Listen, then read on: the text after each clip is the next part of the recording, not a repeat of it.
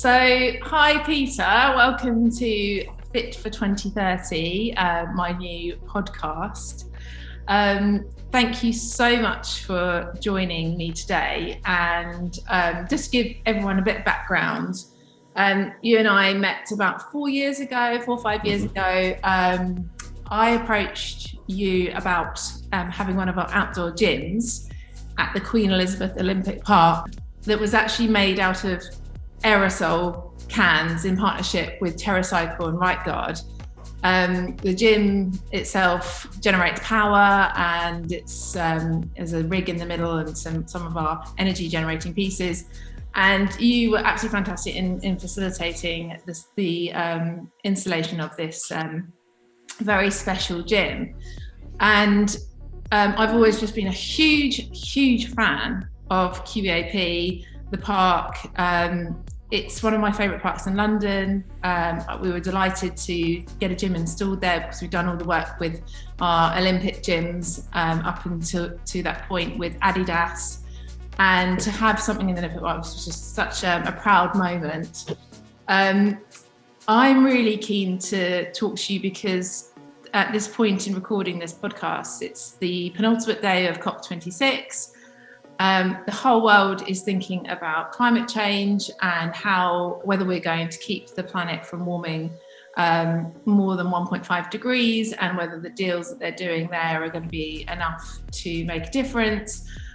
I personally feel like parks and community is going to be needed to sort of step up to where maybe the governments fall short, and that we may well need to sort of meet government halfway in terms of climate action.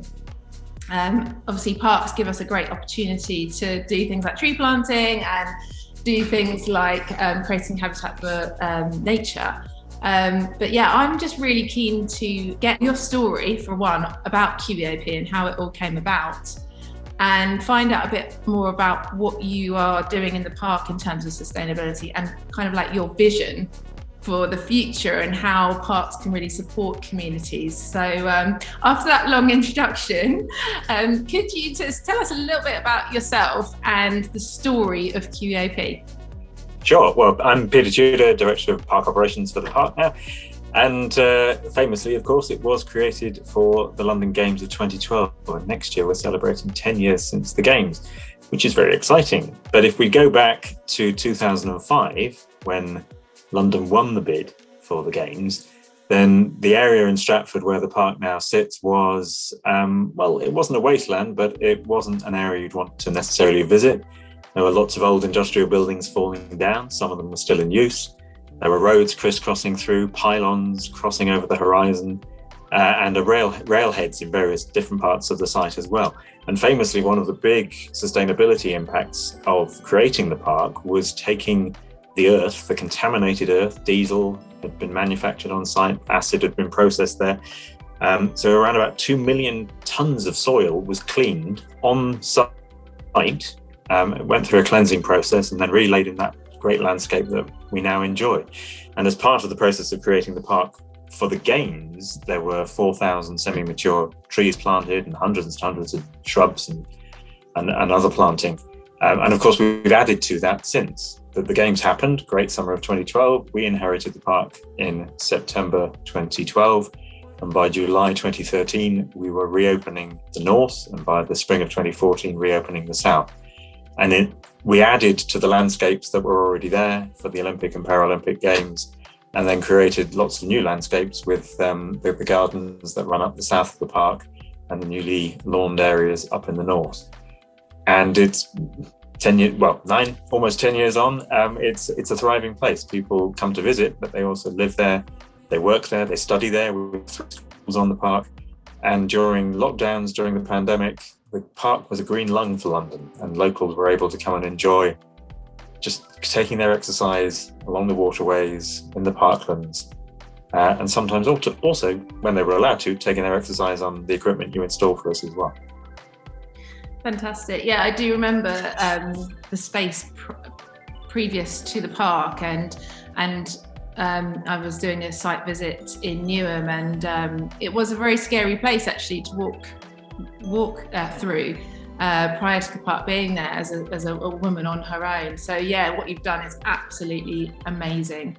How important is sustainability to QEOP?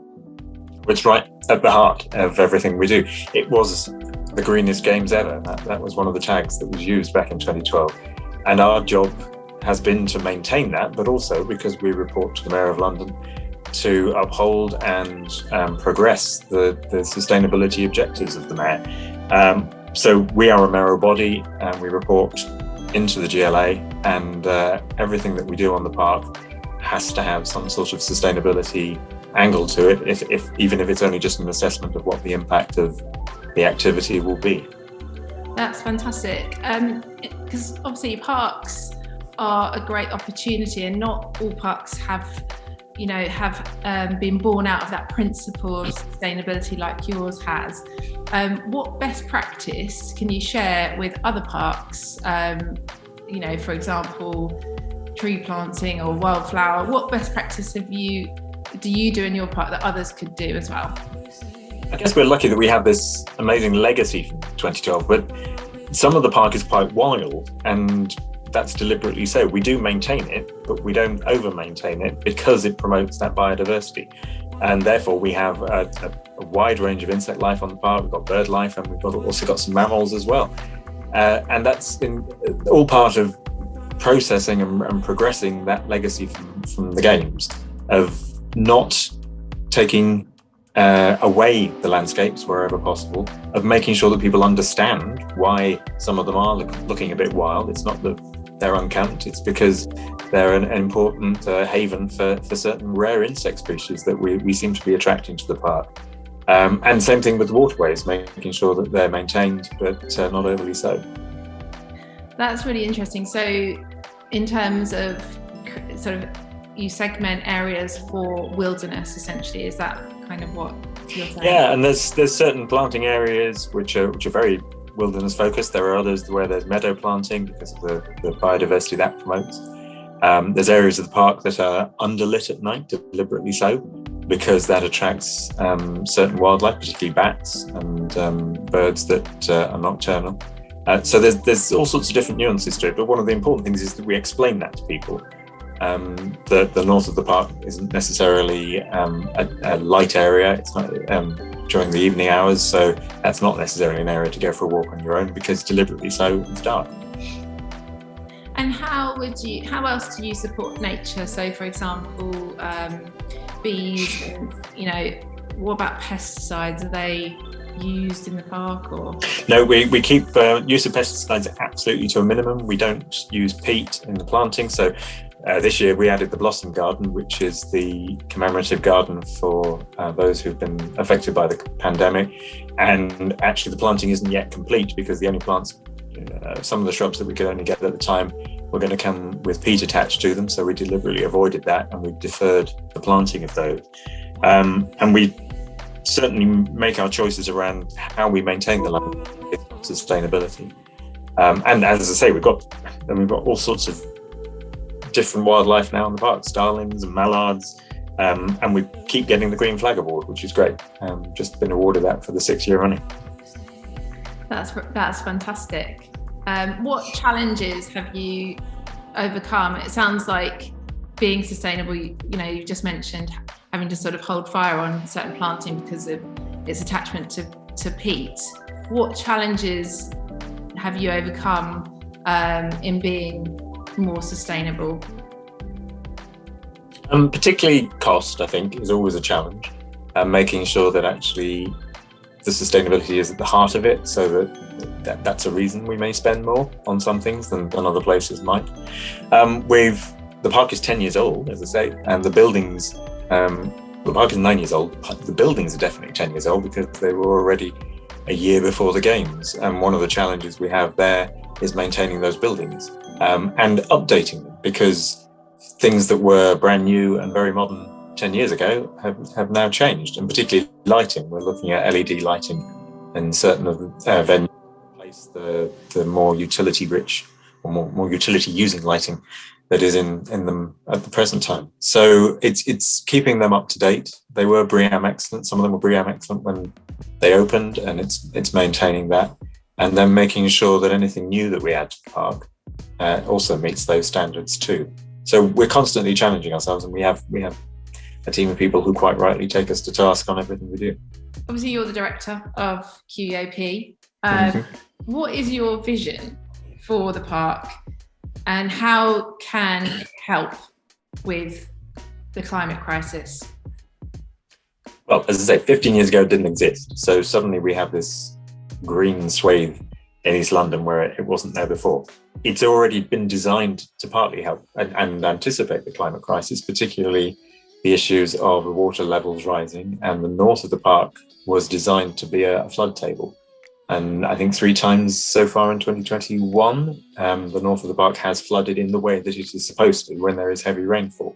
So the lower towpaths get covered, stick the signs out and close those. But the planting and the furniture down there are designed to be able to withstand that. Clearly that could be an issue that carries on, and we need to anticipate that. We're doing a lot more work around waste. Our target has always been 0 waste to landfill by now, and we're pretty much there, but we need to make sure that that's embracing all areas of the park, particularly as we get more residents on living with us. And then it's about monitoring and measuring. So what have we done so far? Great. And then how can we push that envelope further? And particularly working with the current mayor around the challenges of net zero and how we can help support that agenda. That sounds fantastic. I mean, just picking up on that, zero packaging, zero waste, to landfill. That sounds great. And a lot of parks have cafes. Is there sort of sustainable materials used in the cafe, like anything, a sort of a disposable cup? Is it sort of biodegradable? Mostly, yeah. So one of the challenges we created for ourselves is that each venue has an operator. So we don't run the venues, we don't run the food and beverage. So each venue has a management team responsible for that. So we're looking at how we share the best practice across all of them. We're working with people like Julie's Bicycle on events and making sure that the events that come to the park are doing their utmost to be as sustainable as possible. And then also how that then affects the wider park and all of the activities and the landscapes and the creatures that inhabit them as well. That sounds fantastic. I mean, it feels like sometimes that it's communication and it's sort of joining the dots and sort of talking to people about it and sort of raising up the agenda as well. Would you sort of agree that, the park? Yeah, we do a biodiversity study each year, for instance, which tells people what's in the park, and sometimes I think we need to shout louder about us. What are they called? I wrote this down to tell you. We have large scabious mining bees and hairy-legged mining bees, and brown banded carder bees as well. You see, so we've got all these bees that. Wow! I was going to ask about bees making their home at the park. Yeah. Which apparently are relatively rare species, and things like having green roofs on some of the buildings. There are bat boxes on some of the buildings, so things that you wouldn't necessarily know about. Sometimes I think we should chat about those a bit more. Yeah, well, that's basically what this is all about, to find out more about what you're doing. And yeah, those obviously it sounds like a lot of the planting's really supporting bees. Yeah, yes, haven't seen any honey yet, but maybe they're making that on top of the buildings that I can't. And then the other thing that we're doing is very much around human behaviour. You talk about waste, but there's also travel. We have deliberately very little car parking on the park. We do a lot to promote sustainable active travel. We have a sustainable active travel group made up of local people who help tell us where we're going wrong on that front. We have lots of cycling facilities across the park, cycle lanes that will get you to each and every destination. And then it's things like promoting walking tours, promoting the park is easy to get to, but once you're in it, there are lots of interesting things to see on your way in and out of the different venues. Yeah, Yeah, because it connects so many different parts of London, doesn't it? The park. Yeah, and now there are lots of ways of coming into the park. So when we first started reopening, there were maybe 6 or 7. Now there are all sorts of. We just opened another one just this week, which enables people to come in from different angles. And people aren't just coming to visit the park, and we get 6 million visits a year, but they're just crisscrossing on their way to somewhere else as well. So it's become somewhere that people use as part of their journey. Oh, that's fantastic. What about things like allotments or agroforestry? Do you do anything like that to enable, because it seems like the parks could be a good opportunity for things like food banks, but, a more sort of agrarian version? Well, there's 2 angles to our gardens in terms of them producing things. One is that originally there were allotments on the site. That was one of the things that was actually active. And when the land was compulsorily purchased, the promise was that allotments would be returned. And they were, and they're down at Bridgewater, which is an area that's also going to be developed for housing in due course. So those allotments have been thriving for the last 4 or 5 years now, maybe. Oh, fantastic. Just to the south of the park, not far from the ABBA Arena. So they'll be able to listen to Swedes as they plant their Swedes, maybe. And then the other thing that we do is a community garden, which moves around the park. So this is in raised beds. Oh. It was up at Chobham Manor, which has now been fully developed out for housing. It's now moved over to Eastwick, which will eventually become housing. But in the plot that's earmarked for housing there is now being used for interim uses. And the community garden, we're hoping, will open early part of next year, so we can get some planting done in time for the summer. So, and that's a project that involves local people, local schools, so that they can come and take part in it. Oh, fantastic! So, can people could anyone pick from there, or is it just participating schools? Or usually it's just the participating schools.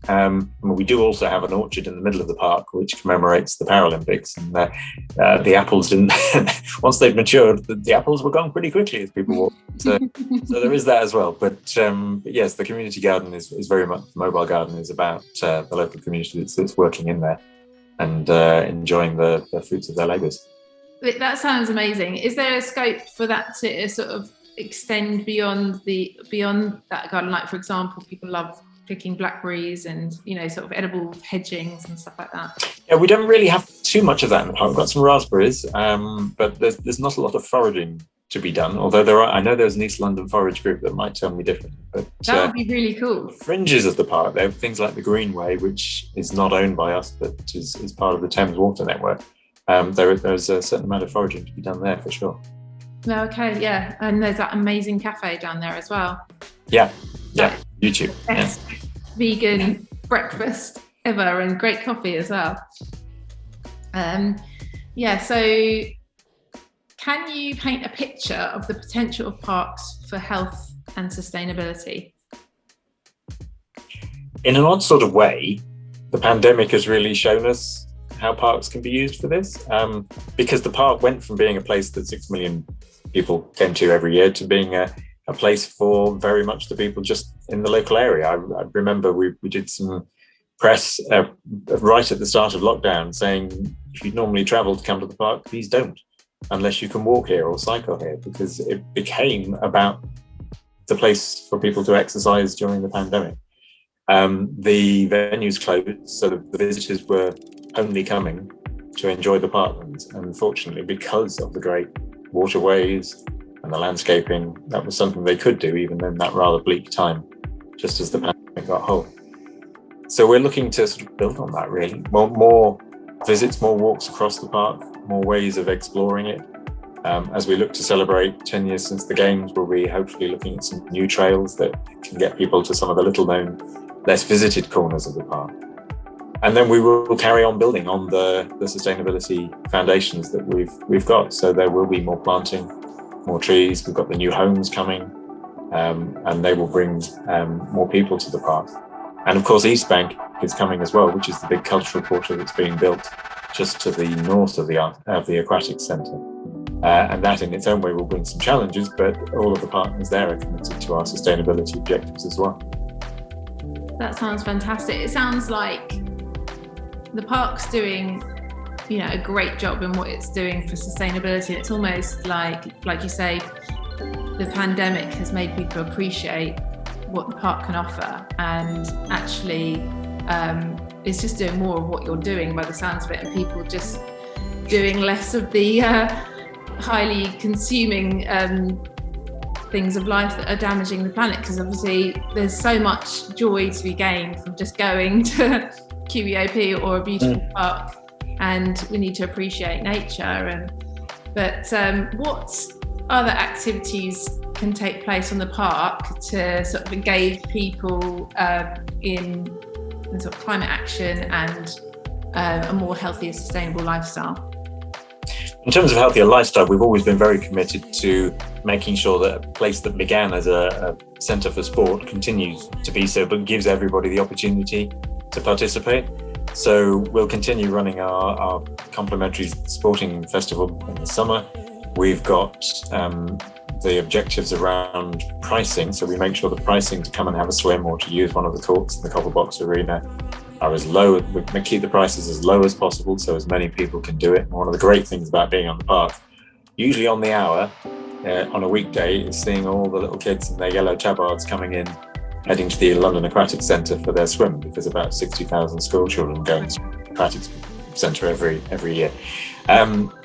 So it's enabling those opportunities. We've just opened up the waterways again this year for London Youth Rowing, so there are now more ways of getting onto the water and rowing and kayaking there. And we'll carry on looking at how we exploit the space that we've got. Legacy is an inheritance. We've inherited a great park, but how do we build on that? It's evolved a lot in 10 years. It's going to evolve a lot more in the next 10 years. We've got 3,000 students joining us from UCL in their new accommodation in 2022. East Bank will open 23, 24, and lots of big events are going to be coming as well.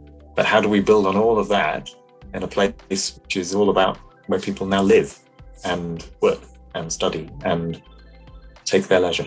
That's really exciting. And from a former UCL student myself, that's exciting to hear UCL's coming to the park.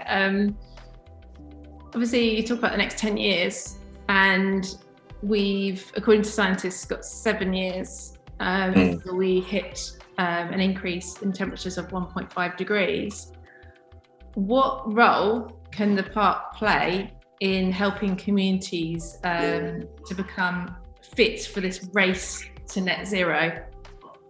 I think the crucial thing is making it as easy as possible for people to be as sustainable as possible. So that's already built into a lot of the way that the new homes being constructed, the facilities that are being provided within them. It's about helping people understand that if they put something in that bin, yes, it isn't going to go to landfill. We are committed to recycling as much of it as we can. And it's about how we tackle those facilities that we inherited after the games, like I say, things like lighting, to reduce the impacts there. There's a whole swathe. There's the big headline stuff, and there's lots of things that people probably don't even know are happening, but that we need to keep promoting and pushing behind the scenes. And it sounds like it's so many layers to this 1.5 lifestyle, and from looking after our bees like you're doing with all your planting, and to obviously the way that we deal with our waste, our energy, what power we're using. But I think it's great, like it's really encouraging to hear that it's so central to what you do, and it's such a at the top of the agenda as well. So thank you very much for your time today. I know you're a very busy man, so thanks for sharing with us. And just one last question, could you give us an example of some of the flowers that are planted? Gosh. Hang on. Have I got a note of flowers? I've got, well, there's the, I'm going to be very general. Meadowlands, so all the wildflowers that you might see, and lots of grasslands. We choose when we cut them back, and when because cut them back at the wrong time, and that changes the habitat. That in turn, of course, creates more opportunities for insects. Insects are the food of birds, so we just keep seeing it develop and develop. I'm told there's a kingfisher in the wetlands. I haven't seen him yet. Oh, well, you have to look out for that blue flash going by. But there are herons on the park, as well as all the cormorants and the ducks and everything else that you'd normally see. So there's a whole range, and it all, as we know, it all links together. And the important thing is that we maintain it so that each element in the chain carries on working. Brilliant. Well, I look forward to a photograph or two on your LinkedIn of Kingfisher if you ever see him or her. Yeah, it's fast. Yeah, thank you so much for your time, Peter. And pleasure. Good luck with your vision. No, thank you. Come and enjoy the park. Yeah, I will do. And I'll come and see ABBA when it opens. That sounds amazing. Oh, yes. Thank you, Peter.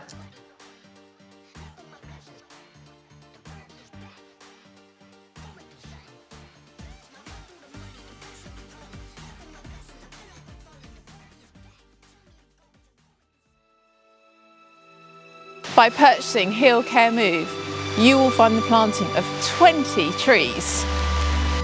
This course aims to heal your heart so that you can be a force for good.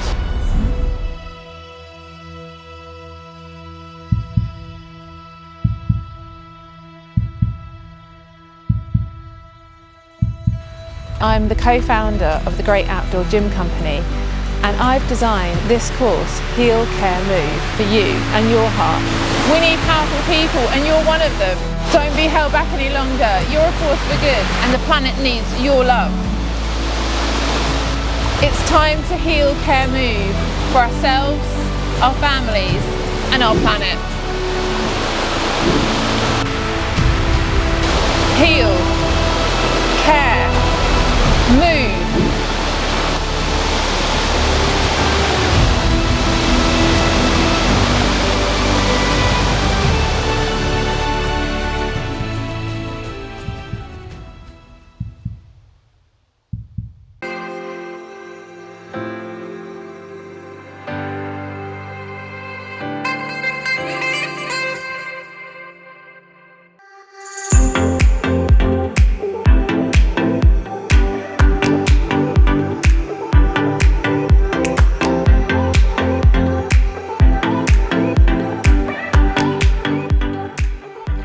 So I'm here at the South Down National Park. It's absolutely beautiful. Rolling hills, I can hear all the birds and see all the wildlife around us.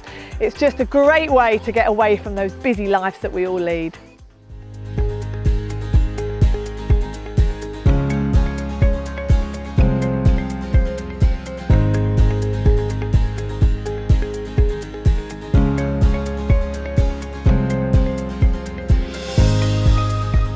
So my activity has changed a lot since those Olympic days, and it's much more about my mental and physical health than anything else, and just feeling good about myself.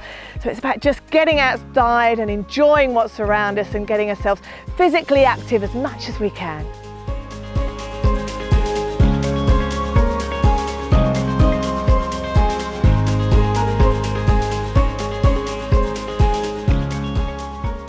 In this course, there are also workouts that you can do in the TGO gym and at home or wherever you feel happiest.